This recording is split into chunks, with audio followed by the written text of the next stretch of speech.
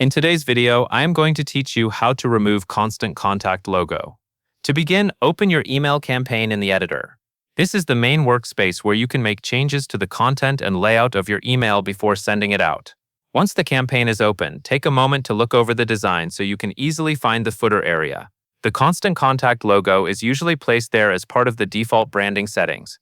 Next, click directly on the footer block where the Constant Contact branding appears. The footer is typically located at the bottom of the email, so scroll down if needed until you can clearly see it. When you select that section, the editing options for the footer should appear. This is important because the branding controls are usually tied specifically to that footer block. After that, look to the editing menu on the left side of the screen. In this panel, you want to find the option labeled Show Constant Contact Logo or Branding. The exact wording can vary slightly depending on the version of the editor you are using, but it should be easy to recognize. This setting controls whether the platform logo is displayed in your email footer.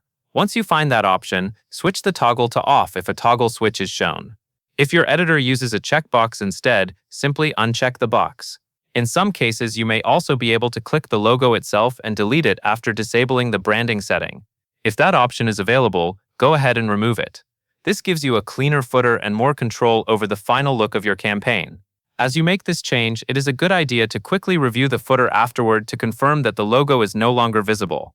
This helps you catch anything that may still remain before you save or continue editing the rest of the email. If the logo does not disappear right away, click outside the block and then reselect it to make sure the setting has updated properly.